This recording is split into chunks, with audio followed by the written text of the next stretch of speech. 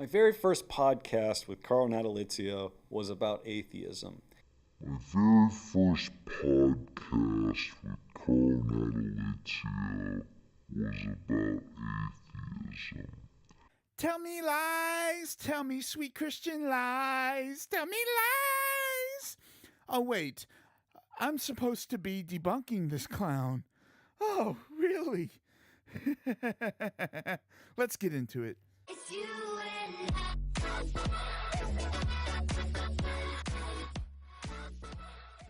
Today we have a Christian who lies his way all the way to the top of Mount Olympus, and yet he complains about how long people watch his videos for.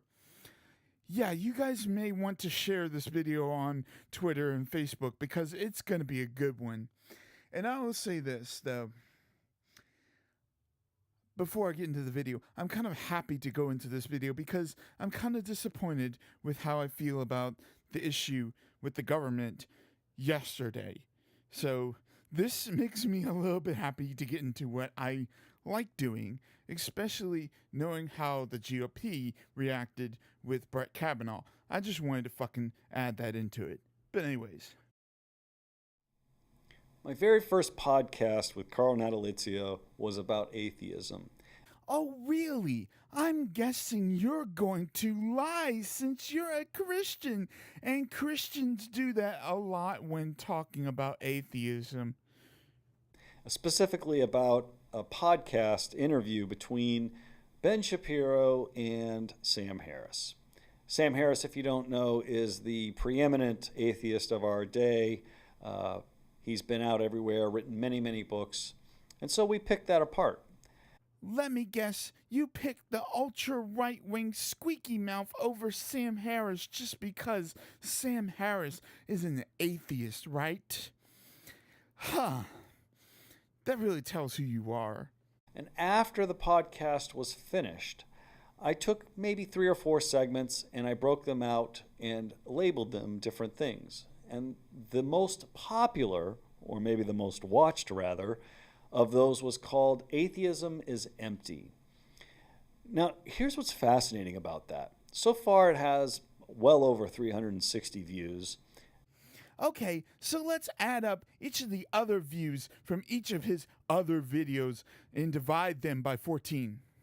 4 plus 9 plus 10 plus 12 plus 12 plus 13 plus 14 plus 17 plus 25 plus 41 plus 42 plus 294 plus 411 equals 904.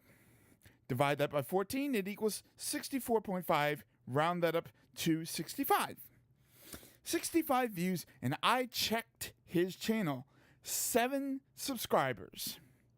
Yeah, I'm not the one to say very much about this because my channel isn't big neither, but you guys should know he has worse thumbnails than I do.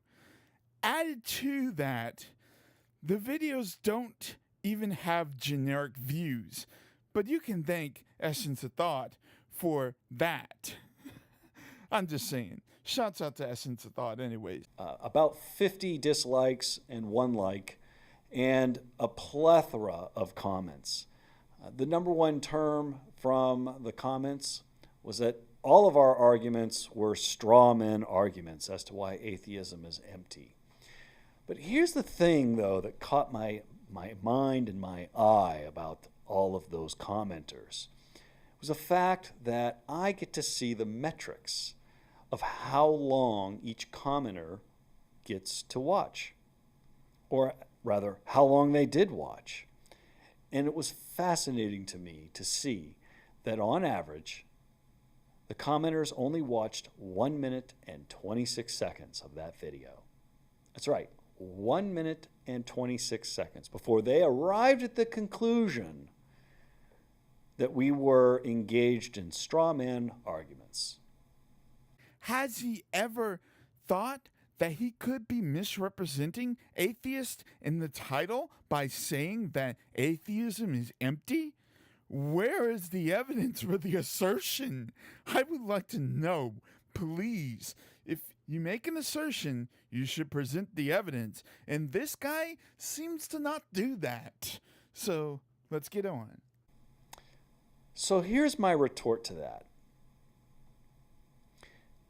Atheism is empty. And atheism is empty because if you take it to its logical ending, there is no moral authority. There is nothing that prevents you as an atheist from endorsing life as much as you endorse death. There's nothing as an atheist that prevents you from aborting a baby. There's nothing as an atheist that prevents you from coveting thy neighbor's wife. There's nothing as an atheist that is beyond reproach. Because if you are a true atheist, you believe nothing more that we are just bags of meat walking along the streets aimlessly with no purpose. We arrived from nothing and we will end in nothing. See, that is why atheists called him out last time. Because he completely lied. He told us what we believe about ourselves instead of him listening to us tell him what we believe about ourselves. He is completely reverting back to presuppositionalism based on what he has been told about us, and he talks about us not appealing to a moral authority. What if moral authority that you're talking about was actually not moral at all? What if that moral authority told you to kill people? Yahweh did that all the time throughout the Bible. And if that's in fact the case, then atheism is empty. There's emptiness throughout atheism. And you can have all the mental gymnastics you want to try to turn it into something that it's not. But at the end of the day, as an atheist, if you are going to be the one to create your own moral prerogative, then it is just as weak as the next. You want to know what's weaker than atheism? Oh, believing in a moral authority? Oh, he didn't get that, did he? He did not get that.